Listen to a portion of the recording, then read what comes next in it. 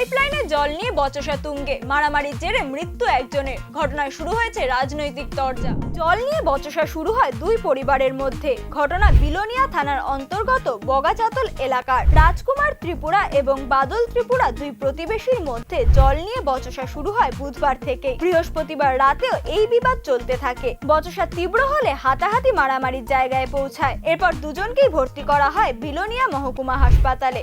বৃহস্পতিবার গভীর রাতে হাসপাতালে মৃত্যু হয় বাদল ত্রিপুরার। মৃত বাদল ত্রিপুরা একজন পাম্প অপারেটর কর্মী ছিলেন। জল সংক্রান্ত বিষয়ে বহুবার এলাকার বহু বাসিন্দার সঙ্গে তার বিবাদের তথ্য উঠে এসেছে। রাজকুমার ত্রিপুরার পরিবারের সঙ্গেও এই একই কারণে বারংবার বচসা হয় তার। অপরদিকে বাদল ত্রিপুরার মৃত্যু ঘিরে এলাকায় চলছে রাজনৈতিক চাপানুতর। তবে ঘটনায় রাজনগর মণ্ডল সভাপতি রঞ্জিত সরকার সরাসরিভাবে আঙুল তুলেছেন সিপিএম এর দিকে।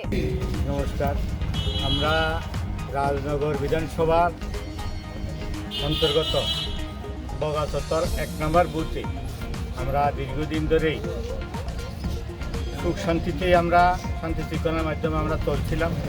কিন্তু গতকাল রাত্রে সিপিআইএমের কতিপয় দুষ্কৃতী পরিকল্পিতভাবে ছোট্ট একটা জলের বিষয়কে কেন্দ্র করে আমাদের ভারতীয় জনতা পার্টির একজন কর্মীকে নৃশংসভাবে তারা হত্যা করেছে।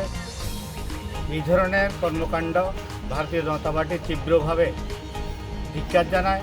আমরা চাইব এই ঘটনার সঙ্গে যুক্ত প্রত্যেককে যাতে তদন্তক্রমে অতি কঠোর থেকে কঠোর শাস্তি প্রদান করা হয়।